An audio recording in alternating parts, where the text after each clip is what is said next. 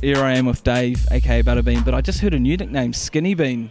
Is that going to be the new one moving forward? No, we'll keep it at the Buttabean, the mighty Buttabean.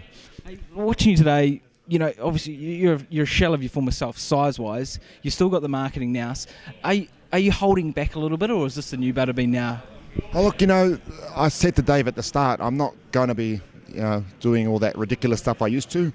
And Manu's a legend. I'm not going to disrespect him. But when it comes time to fight, all the old antics will still be there, and probably more so because I'm fitter. So I feel like you're a bit of a caged animal. You know, even now you had a few puns coming out today, and it's sort of just going back to your old ways, right? With the odd joke and side shot now and then.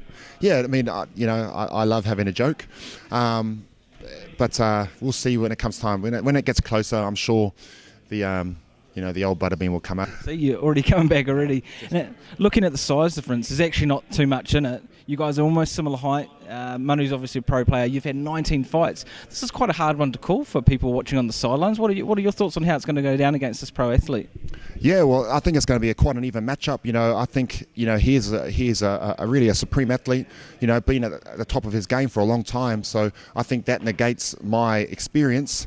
And he's calm under pressure. So all I can do is try to put out some high bombs and see how we can catch him. But jokes aside, and you talk about that mutual respect. Once that bell rings, you don't get paid for overtime, so you'll be going in for an early finish. Look, this fight is going to be, I think, one of the fights of the night. We'll both be going out there to end it early, and I'm going to do everything I can, everything in my power, and bring out everything in my repertoire to finish this fight early. And how's it going training? I mean, how long has it been since your last fight, and what's the lead up looking like at this stage? Look, I don't know how long's it been, Josh? A couple of years. It's been a couple of years, but I haven't stopped training since I hung up the gloves. I train every day, all day, and I lead by example. So I've actually lost probably another 12 kilos since I fought last. So I'm looking good for this one. And with all these people that you're leading and sparring, is it your aim to get some of them into the boxing ring at some stage, or have you already had a few come through and get in the boxing ring? Look, for me, these guys, it's about getting them out of the house. We've got people, like Dominic over there.